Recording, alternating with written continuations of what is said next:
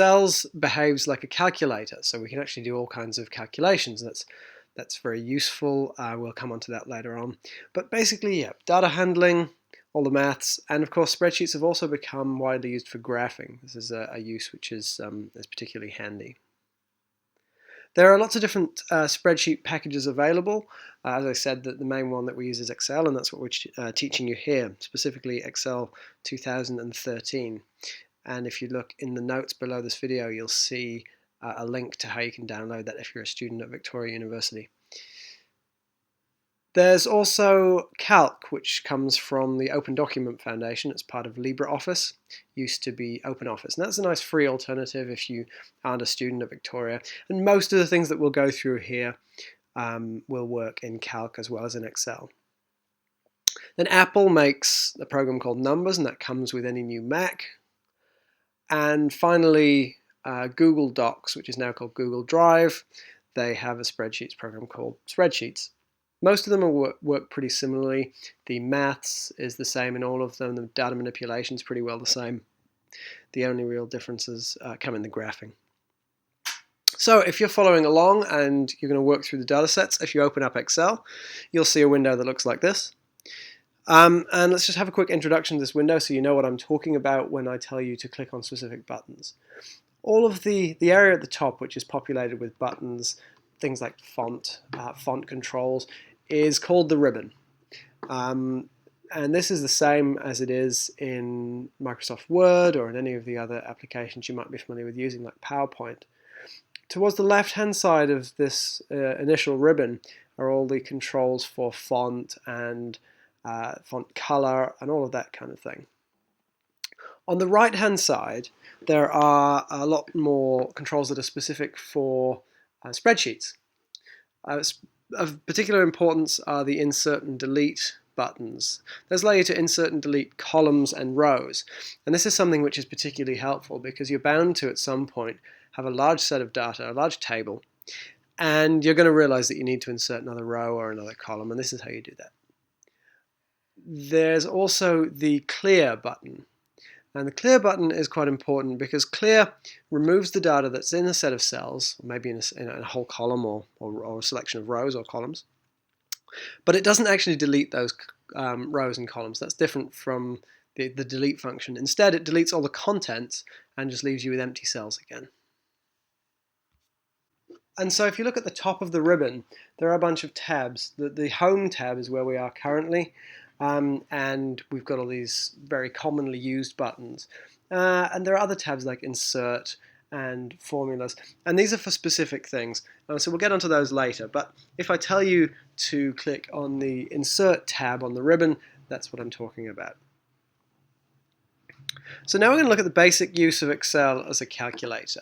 Remember, you'll really see why this is useful in a little while, but let's just get to grips with using Excel as a calculator. Each one of the cells in Excel, where the rows and columns meet, the little boxes, is an individual calculator. You can, of course, store words and text in those boxes as well. And so if you're telling Excel that you want to perform a calculation, you've got to tell it that it is a calculation. And the way to do that is to use the equals sign. So if I want Excel to do the equation 3 plus 2, I need to type equals 3 plus 2. And when I press enter, I'll see the answer pop up in the box. And that's great. But if I need to see what formula is generating that answer, how do I do that? Well, I click on the cell, and up in the formula bar, the original formula appears. And so you can always see in Excel what is causing that number to be generated, the maths behind it. Okay, so that was addition. Here is how to do the multiplication, division, and subtraction. As you can see, the addition and subtraction symbols are plus and minus, which are up in the top right of your keyboard. The multiplication symbol is an asterisk, which is shift and number 8.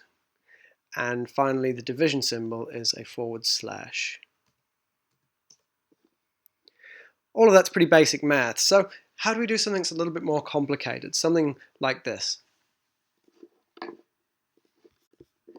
Well, here's a formula that occurs across 2 lines. And in just the same way that you can't type that into your desktop calculator, you can't type it into Excel. And so what we're going to do to allow it to be written on one line is to use brackets. And it's exactly the same as you do with your pocket calculator. Now, how would we use exponents? So 2 to the power 2 or 5 to the power 3 or those kind of things. Well, again, we can't write that. We need to write that on one line for Excel. And so the way we do that is using this little up arrow symbol, which is shift and number 6. It's called a caret, that symbol. And finally, a neat little trick for science students, it's quite useful, is using standard form, scientific notation. Say you wanted to write 3 times 10 to the 8. You could use the caret symbol again, so you could do 3 asterisk 10 caret 8. But there is a neat little trick. You can just use a capital letter E. It's the same as on your calculator again. If you wanted to type 3 times 10 to the 8 on your calculator, you type 3, hit the capital E, and then type 8. It's exactly the same in Excel. So now we'll go ahead and open up the first of our data sets. This is dataset 01. If you haven't already downloaded the datasets, go and do so now. The link is in the blurb below this video. Once you've got it loaded, you'll see something that looks like this. This is a spreadsheet which contains a recipe for chocolate chip and almond cookies. Please don't try making the recipe because we don't actually know whether it makes passable cookies or not. So now you can see the spreadsheet with the recipe in it. You can see that it's not laid out in the way you might typically lay out a recipe. Typically you might have the largest ingredient come first. In this case that's flour, followed by the butter and sugar and things, going into smaller ingredients. But these are in a funny order, and that gives us a nice excuse to introduce you to sorting in Excel. Sorting allows you to rearrange a set of columns, rearrange a set of rows based on the data in the columns. This makes sense in a moment. Basically, we can reorder everything in this table based on the amount of it that we're using in the recipe. So the first thing to do is to go ahead and select cells A3 to D7. Click on the Data tab in the ribbon and then click on Sort. Now, if you click on the Sort button in the Home ribbon, which is called Sort and Filter instead, you still get here, but you need to click on Custom Sort. One interesting thing to note is that up in the top right there's a tick box which allows you to select whether or not you've contained headers in your data. See, if we'd have selected rows if we'd have selected rows 2 down to 7, then we would have had the headers in, and we need to tell Excel that it's not going to sort those, otherwise your headers might end up halfway down your page. So now we've got this window open, we can tell Excel that we want to sort by a particular column, and we want to sort by column B, and then we can tell it that we want to sort from the largest to smallest. And then when we click OK, our table will suddenly look much more like a convincing recipe. I still don't know if it makes good cookies.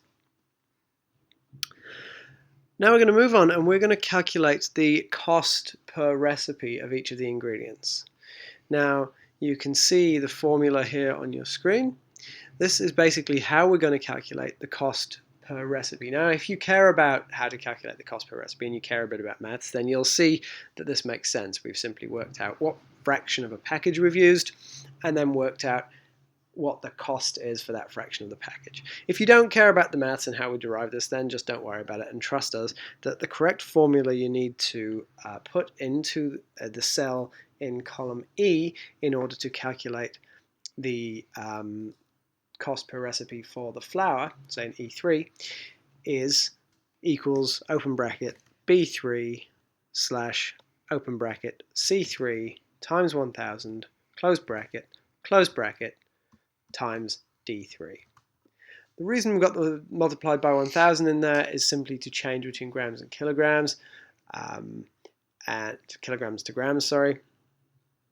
And again, if you care, then you'll understand, and if you don't worry about it. So now we've got a formula in cell E3 which calculates from the from the cells to the left of it what the cost per recipe is.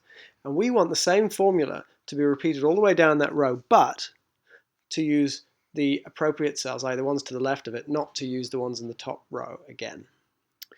Luckily, there are two nice ways to do this. One is to click the little tiny black dot that appears in the corner of the cell and hold your mouse button down while you drag across down the column, and then let go, and you'll see the formula has been copied down. And if you click on any one of those cells, you can see the formula in the formula bar, and you can see that in each one of those cells, as we go down, the formula has been adjusted so that it references the cells to the left of it. Excel's quite smart that way. The other way to do it, so if we just undo what we've done here, the other way to copy those cells down is to click on cell E3 and then copy using Control-C, and then select the cells below it and paste using Control-V. And again, Excel figures out what you want to do, makes all the adjustments for you, and saves you a lot of time. You only have to do the formula once instead of a bunch of times. Great. So we are going to come on in a moment to calculate the GST component, but before we get there, we're going to format the cells. You see, all the cells in the last two columns here should be currencies. They should be dollar values. So you should have a nice dollar symbol and two decimal places. And currently we just have numbers. And of course, they mean the same thing, but it's much easier, much nicer to have the spreadsheet showing numbers. And this is a good excuse for us to show you how to format cells. So, if you select the cells you want to format, and then right-click on those in that selection, and hit Format, we can format the type of, we can tell Excel the type of data that's in those cells. In this case, we want to tell it it's a currency. Now note that while we've got this window open, there are all the tabs across the top, which means that we can format different things like the font, color, and size, and all of those things as well. Once you select a currency, you'll see there are lots of options on the right. We don't need to change any of these, but they allow you to do all kinds of clever things with changing the currency color if it's a negative value and that kind of thing. So let's click OK, and we'll notice that all of our cells are now nicely formatted as currency. Now we want to calculate the GST component in the final column there, column F. But before we do that, we need to have a quick look at how Excel handles percentages. It handles percentages a little bit differently from what you might expect. It handles all percentages as fractions. So I'm sure that you remember being taught in high school that 15% can be represented as the decimal 0.15. And that's exactly what Excel does. Excel stores all percentages as decimals, and that allows it to do all kinds of calculations much more easily. So you can just multiply things by a percentage to find out what the percentage of the thing that you've multiplied is. So what you need to be aware of is that if you format a cell, like we did for currency, to make it a percentage, and you then type in a percentage, it's all good, but Excel will store that as a decimal. So if you then want to multiply something by it, you don't need to do any sort of dividing by 100. So let's go ahead, and in cell I1, we're going to put the value 0.15, because we know that Excel is going to handle it that way anyway. Now, for our ease of use, we want to see that as a percentage. So let's right-click on that cell and select Format. And then we can select Percentage and click OK. And now Excel's realized that we wanted a percentage, and it's put 15% in that box, which is very helpful. Now we can go ahead and we can calculate in F3 the GST fraction of the money that we spent on the recipe. So we simply need to tell it to multiply E3 by I1. And that's the GST fraction. GST component. That's all well and good. Now if we go and try and drag that formula down through all those cells in that column in the same way that we did previously, something goes wrong. Now if we click on one of those cells, we can see, looking in the formula bar, that what it's done is copied the references down as we expected it to, but including the I1 reference, and has become I2, I3, I4. And of course we only have the GST the GST rate, 15%, in the one cell at the top. And so we need a way of telling Excel not to adjust that reference as it adjusts the formula. Luckily, there is a nice way to do this, and what we need to use is a dollar symbol. So if we undo this copying initially, and we go back to our first cell, the cell that worked, F3 has this formula in that works. Now we need to tell Excel that as we copy that formula down, we don't want it to touch the reference to cell I1, such that the reference will stay the same all the way down the column. And we use a dollar sign to say, hey, Excel, don't touch this. And we can put the dollar sign either before the letter, the column reference, or by the number, the row reference. Now, in this case, we can do both, but just to show the flexibility and power of this, if we just put the dollar sign in front of the number 1, like so, then our formula still works, everything looks the same. Now, if we drag it down as we did before, and then look at the cell formula in the formula bar by clicking on one of those lower down cells, we'll see that that 1 has been left alone. Excel has left it alone.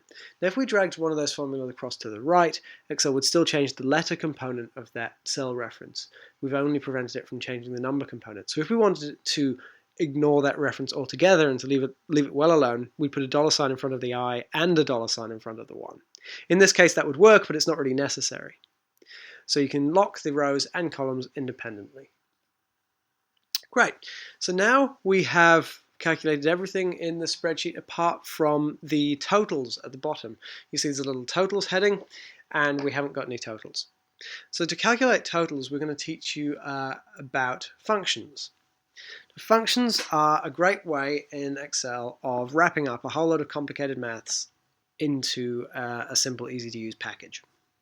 There are lots of things that you can calculate by doing the appropriate maths, and you can calculate over and over again. You might want to calculate averages, or you might want to be more complex than that and calculate confidence intervals or t-values for a t-test. Now, all these sorts of things involve quite a bit of maths, but there are easier ways to do them in Excel, and that's what functions are for. Functions basically consist of a keyword and then any numbers that you need to give to the function. So as you can see here, the average function can be used to give you the average of some data. And the average, the data that you're giving it, you can either give to it as a list of numbers like this, or you can give to it as a cell reference. So you can tell Excel, I want the average of all the data between cells A2 and A52, or whatever it is that you like. We're going to use the function sum here, and the sum function, SUM, tells you the total of all the values in a range of cells. So we're going to start by getting the total or amount of stuff that we're using in the recipe, the total number of grams. So we're going to go equals sum, open brackets, and as soon as we open the brackets, Excel wants us to give it a list of cells or a range of cells. So what we're going to do is we're going to click on cell B3 and then drag down and give it the full reference. Give it the full list of cells we want the total for. Then we're going to close brackets and hit OK. Now if we click on that cell, we can see what the formula looks like in the formula bar. That makes sense. That's our sum function and all the cells that are going into the sum function. And we can see the output, the total number of grams that we're using in our recipe. Now we can drag that cell all the way across the columns, drag it along the row, across the bottom of all the columns, and it will give us all of our totals. So great, that's our recipe spreadsheet finished with.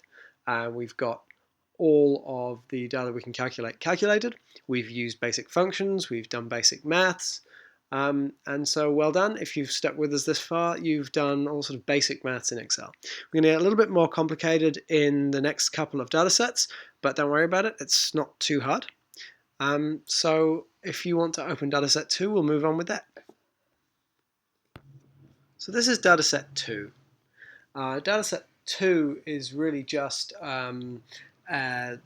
nothing special. It's an excuse to show you a couple of things that happen when you move data around. So it's quite useful, but it doesn't need really any explaining. Column A and column B are just random numbers which are multiplied together to give you the numbers in column C. So let's start by looking at what happens if we copy cell C6 and then paste it into C7.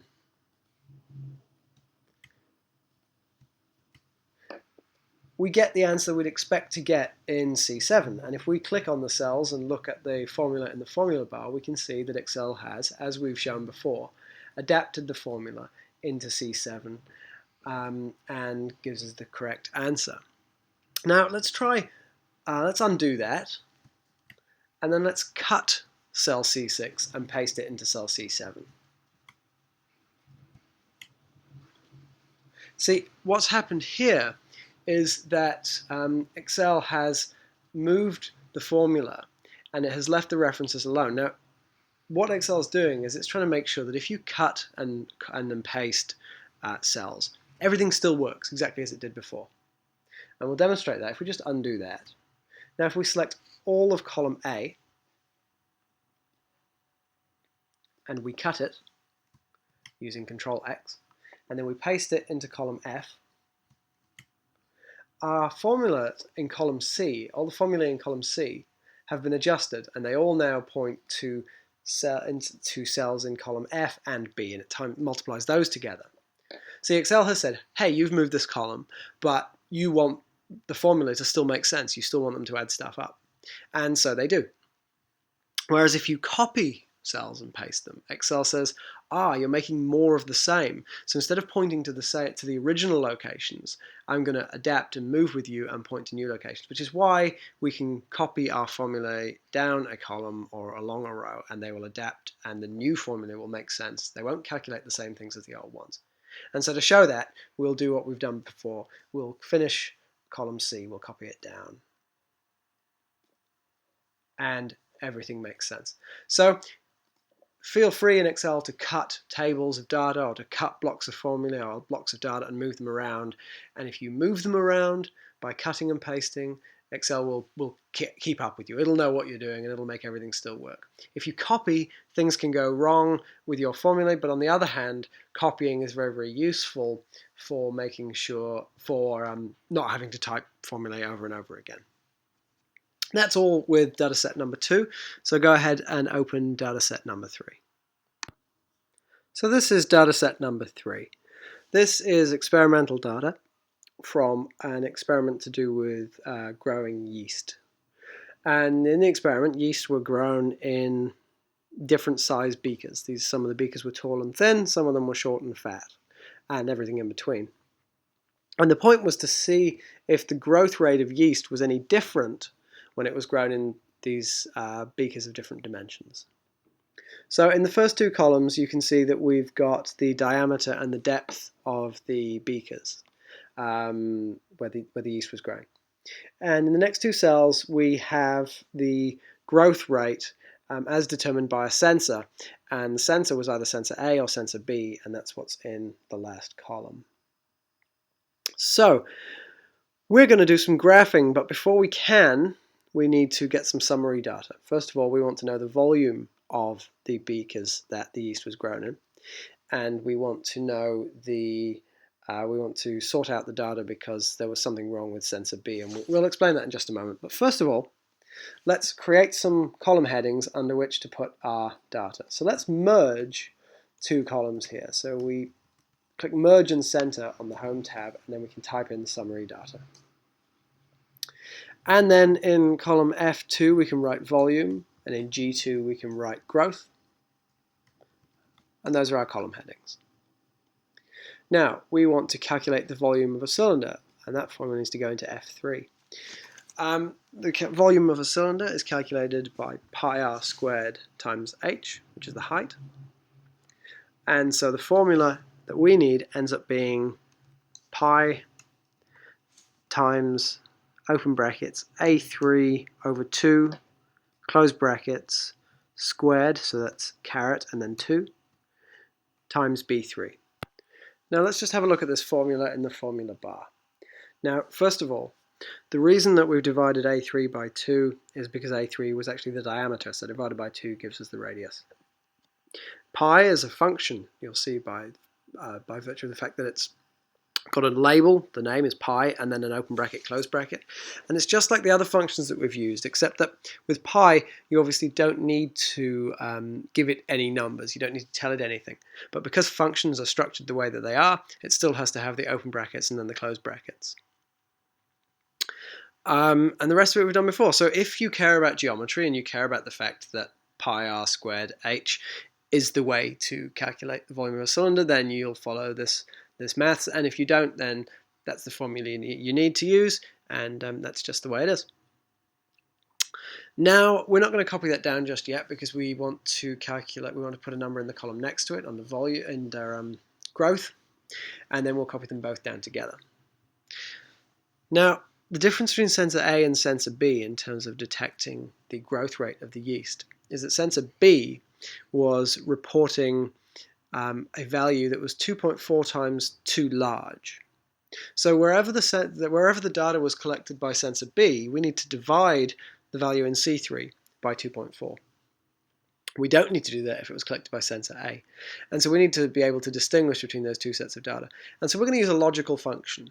Now, logical functions in Excel are very powerful, and they are conceptually the hardest thing we're going to do in terms of Excel maths in this tutorial. So stick with us, get through this, and then we'll move on to pretty graphs instead.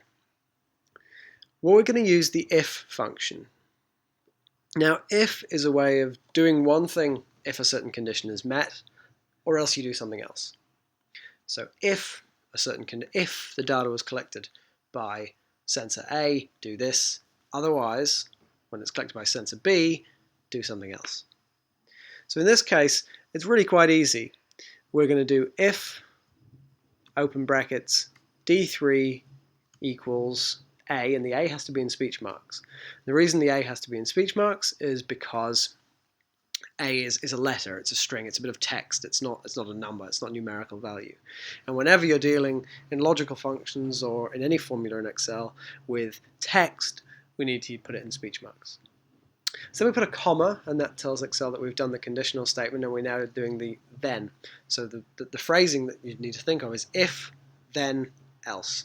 If something, do, then something else, do a third thing. So our then is just C3.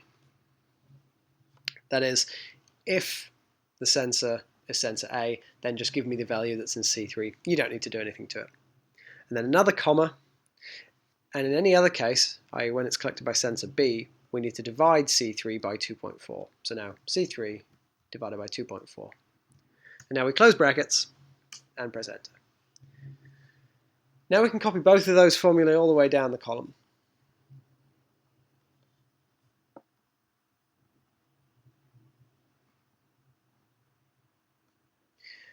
And what we'll notice if we look down the growth column is that wherever the sensor used was sensor A, then our growth is exactly the same. Our if has just said, yep, it's sensor A, don't need to do anything to it.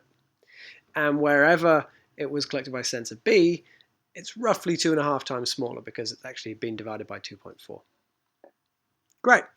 So that's the hardest thing we're going to do, and you've just done it. We've got through the data manipulation. Now what we're going to do is do some graph plotting.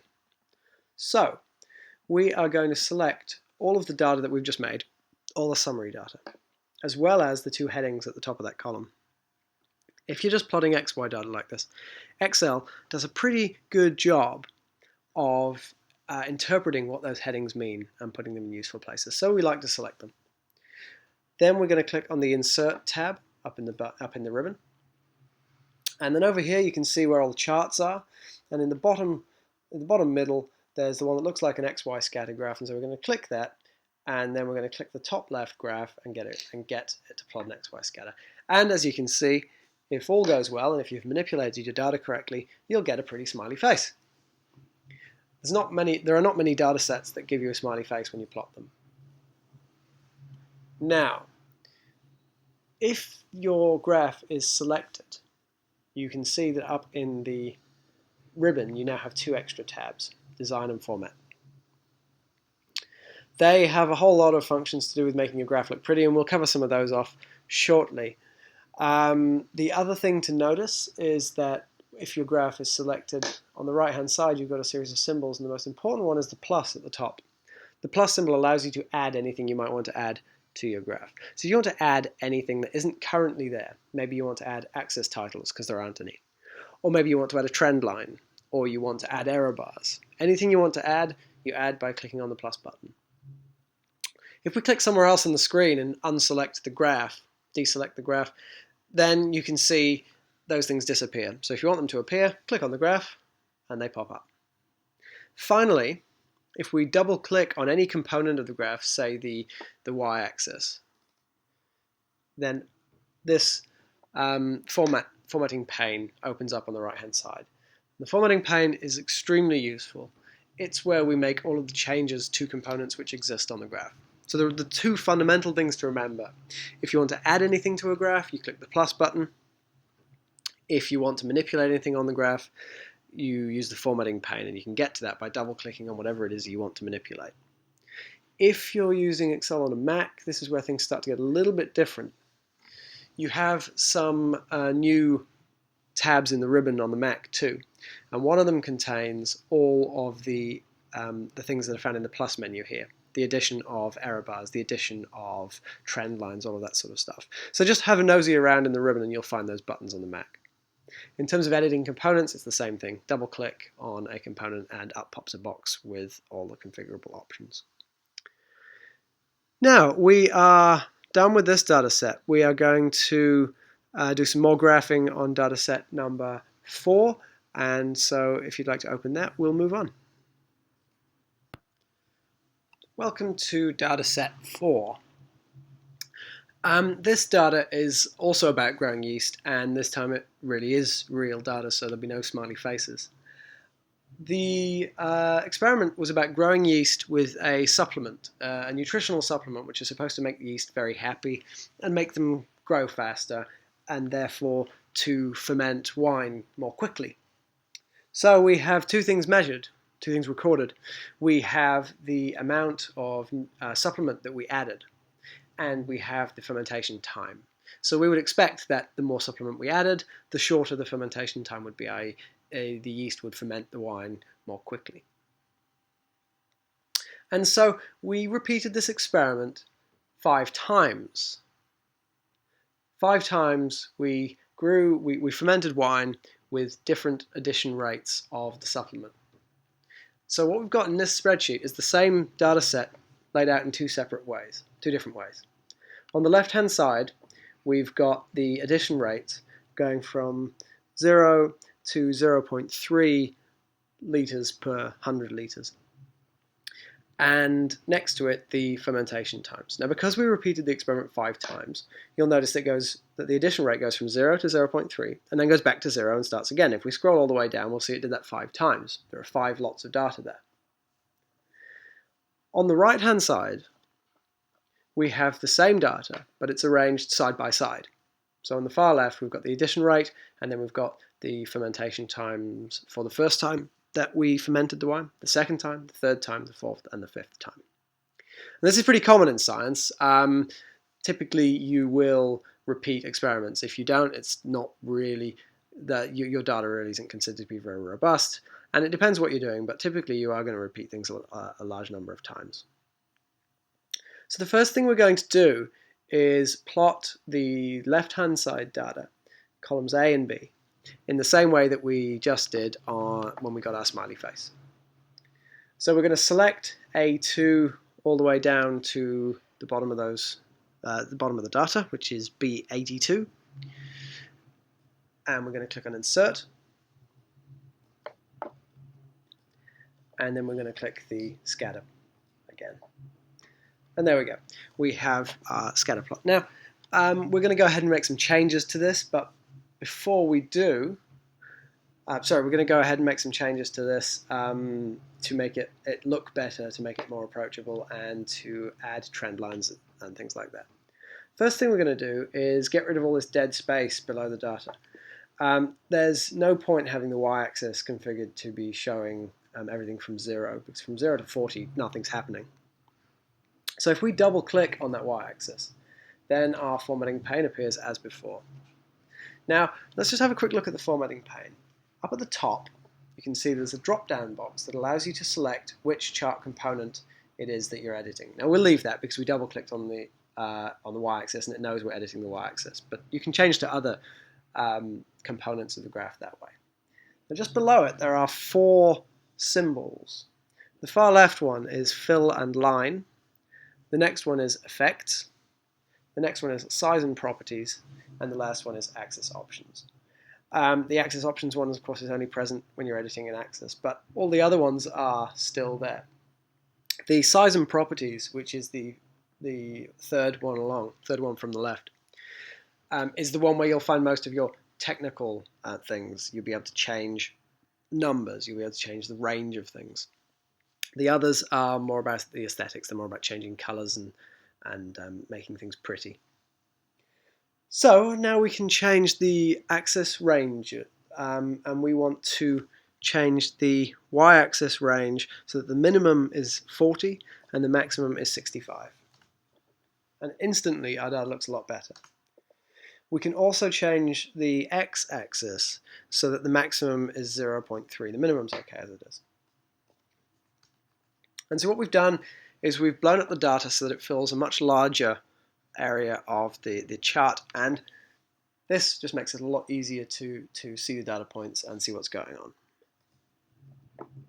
Now we're going to insert a trend line. So as I said before, to add anything to the graph, we go to the little plus symbol, and we go trend line, and we want to insert a linear trend line. And there we go.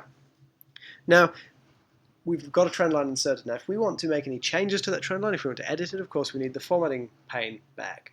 So we double click on the trend line, and there we go. Now, if we scroll down in here, we can see there are lots of different options. They're variously useful for different things. But at the bottom, we can show the R² value on the graph. We can also show the equation on the graph if we want to. And those are obviously very useful things if you want to try and infer some statistical significance. The R² in particular, this is the only way to find the R². So although it's not good practice to include the R² on the graph in this way, it would be much better practice to either include it in the text or, probably best of all, include it in the caption of a graph. This is in fact the only way to find the R² in Excel. So what you'd have to do is turn the R² on, write it down somewhere, and then turn it off again. So this is a pretty good analysis of the data as it was. We can infer some statistical significance from our R² value, but there is probably a better way to show this data. Because we have repeated experiments, we can plot on a graph the average of the 5 repeats, and then we can use some error bars to show how confident we are about that data. So let's go back up to the top and look at the data set that we have here. Now, what we need to do is calculate the average first. And so in the average column, we can use the average function. So we can go equals average, open brackets, select the range of cells we want, close brackets, enter. That was easy. Next to the average, we want to calculate the standard deviation. So we're going to do exactly the same thing, but we're going to use a standard deviation function instead. And the function we're going to use is stdev full stop s. Now just briefly, there are several different standard deviation formulae in Excel. There's stdev.p, stdev.s, and just stdev. The difference between the .p and the .s versions are whether Excel calculates the standard deviation based on whether it assumes you've sampled the entire population, that's the p, or whether you've just got a sample of the population, which is s. Now, in science, you're really only ever going to have sampled, you're really only going to have a sample of the population. So we're going to use stdev.s. You could also just use stdev, which is an older function and was there before the Excel team realized that there are different ways to calculate standard deviations. Now, if none of that made sense, it's because you're not very interested in stats, that's fine. If it did, then you've learned something. Otherwise, always just use stdev. Don't even worry about the .s. And we're going to select the cell range in the same way that we did for the average, and then we're going to close brackets, press enter, and away we go. We can now drag both of those cells down to the bottom, and we have all of our summary data.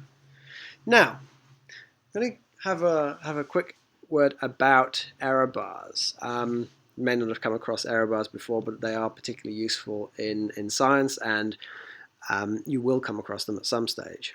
So error bars are used to show the confidence in data. When you repeat an experiment several times, you'll plot the average on a graph. But you want to show how much spread of the data there is around that average. And you can measure the spread using various different tools. You could use the interquartile range, you could use a standard deviation, you could use a confidence interval. But all of those things give an idea of how spread out the data is. You know where the average is. The average is the average, but you can have an average with the data spread out a long way around it, or an average where the data is all pretty much the same. If you think about stats, think about when you were taught stats, think about bell curves. If you think about the bell curves, the normal distribution curves, you can either have a nice sharp bell curve where all the data is clustered very close to the average, or you can have a very spread out bell curve where the data is a long way away from the mean. And so your error bars give a sense of how spread out the data is. In this data, we're going to use the standard deviation for the error bars, which is why we just calculated that. So let's plot the average that we just calculated against the addition rate. So this is the average fermentation time against the addition rate of the supplement for the yeast. We need to select two columns which are not next to each other. We're used to dragging and selecting a bunch of cells that are all together, but if we use the control button, if we hold down control, we select the first column, hold down control, and then select the second column, we can now select two columns that aren't next to each other. If we then go to insert, and this time we're not going to insert a scatter graph, we're going to insert a bar graph, that one. Now, the reason we chose to insert a bar graph here is to make Excel do something wrong, to make Excel make a mistake, which it has. It's decided that we had two sets of data to plot. With it being a bar graph, it decided that we wanted to plot two series, not that one was the x-axis coordinates. So if you can see down the bottom next to the tall red bars, there are small blue bars.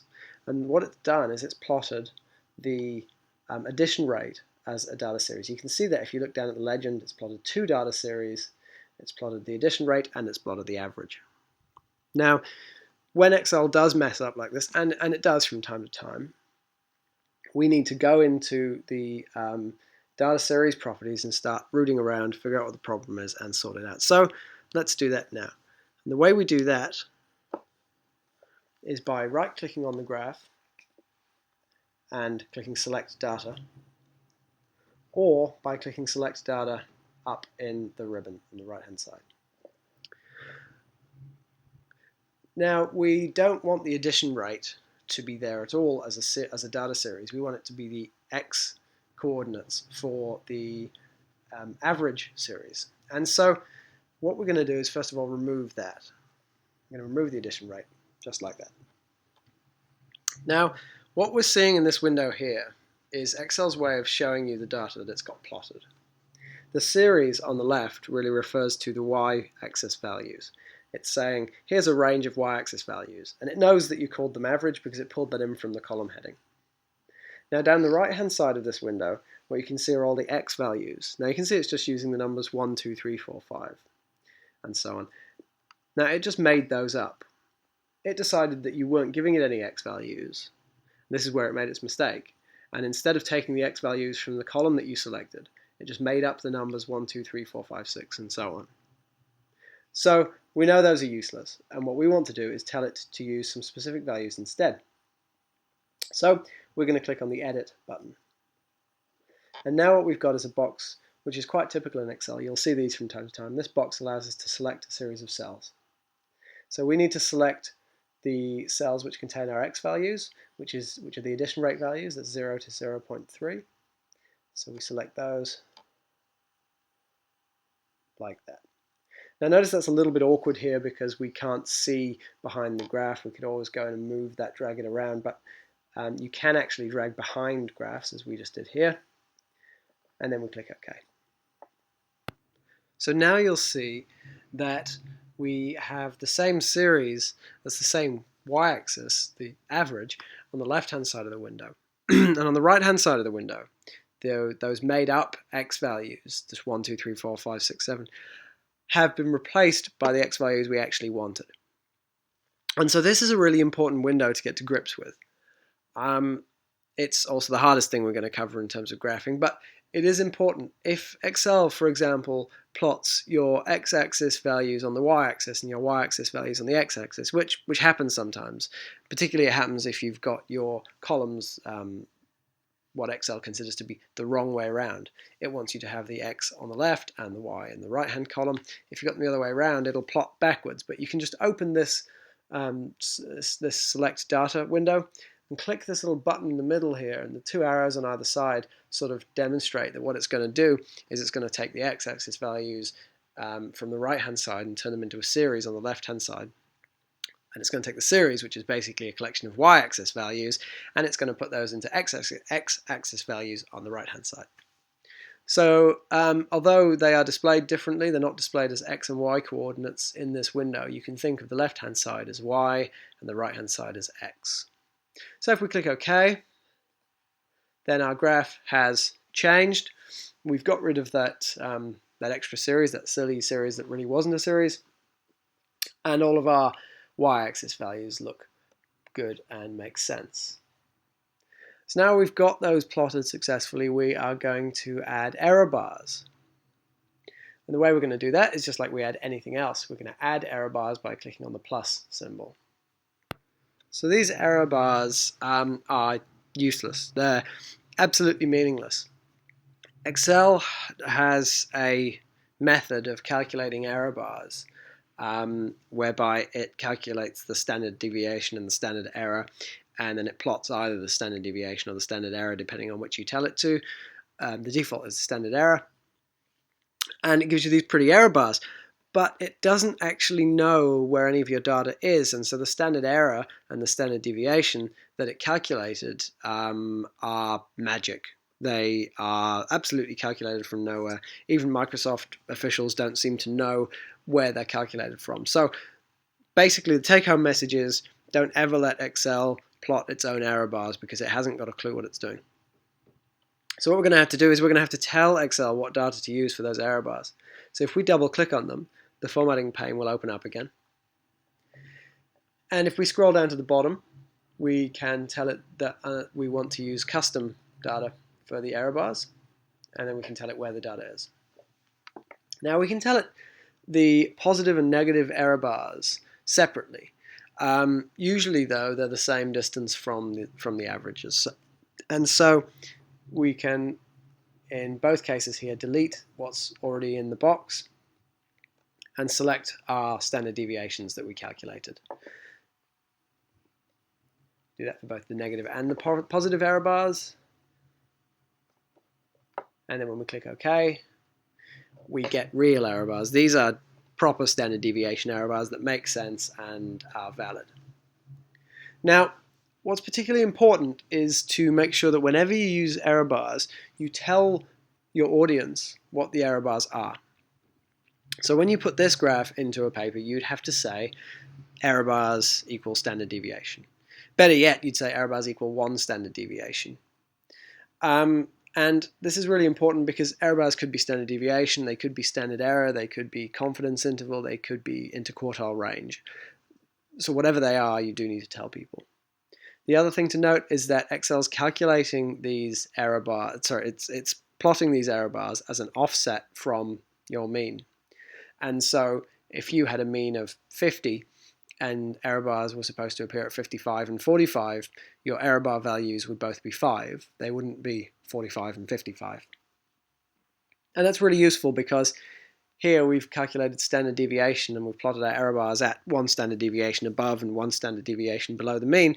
But if you wanted to do two standard deviations above and below the mean, you could do that. You could put a multiplier of times 2 in your standard deviation formula, and that would happen. Okay, so we've finished with this graph, and we are going to go on to the next dataset, dataset 5. And so if you'd like to open that up, then we will move on. Now this dataset contains information about fermenting wine again. This time it contains a record of the sugar concentration dropping in the grape juice that's turning into wine, and the alcohol concentration going up. Now, of course, the two are related because yeast turn sugar into alcohol during fermentation. And these readings were taken at many time intervals throughout the fermentation. So if we select those three columns and we plot them on a scatter graph, Excel will make sense of this. Now, it's important to remember that Excel makes sense of this because in our first column are the X values, and then our Y values are in the subsequent columns. Now, if we had them in a different order, we'd have had to go into the select data window as we did before and make sense of those. And we'll show you that in a little while. So here is our graph. Now, you can see there's a problem with it. The ethanol values are measured in percentage, and so they go up to about 14%. And the sugar concentration is measured in grams per litre, and so it goes up to about 250. And that means that the two don't show very well on the same y-axis. The alcohol values are way down the bottom, they're not really very helpful. So let's show you a neat little trick. What we can do is we can plot the alcohol values onto a secondary y-axis. The way we do that is we do double click on any one of those alcohol values. So we're selecting the series, and the formatting pane pops up, and we can tick secondary axis. And that's it. It's as easy as that.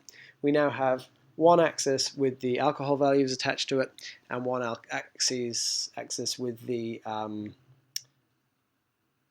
sugar concentration attached to it.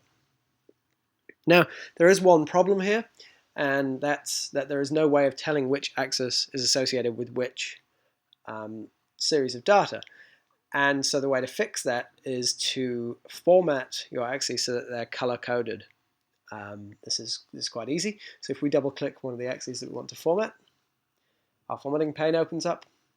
And if we go to the little tab that has a button that looks like a paint pot, then we can select the color of the text, and we can make it red.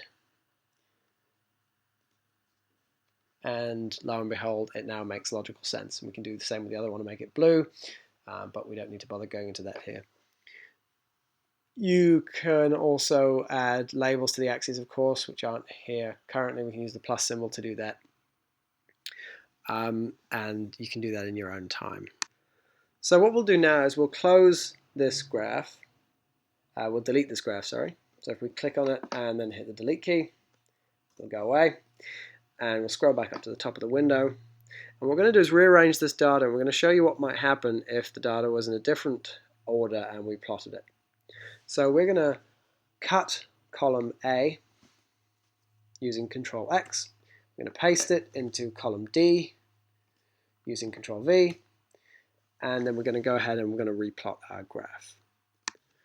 So when we plot this graph, we're going to select columns B, C, and D, and everything's going to go horribly wrong. Excel is going to use the first column, so it's going to use sugar as the X values, and so it's plotting the other two, the alcohol concentration and the hours as a function of sugar concentration, which is very confusing and doesn't help anyone. So in order to try and fix this, what we're going to do is go to the Select Data window again, and you can see here what it's done. It's plotted time, and it's plotted ethanol, and it's plotted them both with sugar as the X. So if you click on either of those series, you can see that the X-axis values are sugar on the right-hand side there. It doesn't say that they're sugar, but they're those high numbers, so we know that those were the sugar values. The easiest way to fix this, and probably the best way to teach you how Excel figures out where the data is to actually just remove both of those series and add them again. So we'll remove them both, and then we'll click Add to add a new series. And we get this little box, and this little box is very helpful. We can put in a series name, so let's do the sugar one first. We can type in sugar, and then we can select the X values, which is time, and then in the Y values. Now just remember we need to clear what's in that box, and then we can select the Y values, and so that's the sugar. And then we can click OK. And we now have a series called sugar, which has the appropriate X values on the right hand side. So now all we need to do is do the same again. Click Add. This time it's going to be our alcohol, so we can type alcohol or ethanol, whichever you prefer. We can select the X values, which are still time. And then again, deleting what's in the Y values box, we can select the Y values, which is the ethanol concentration percentage. Click OK. Now both of our series are there, they both make sense. Click OK, and we're back to where we were before. Of course, we can add the secondary axis again, but the point is that we've made sense of the data. So you can in fact insert a scatter graph with no data and then add your series manually, which is often a useful thing to do if your data is maybe spread out around a spreadsheet. It's a bit complicated. But what you can see from this is how Excel interprets data, how it calls some Y values a series, and the associated X values can be either made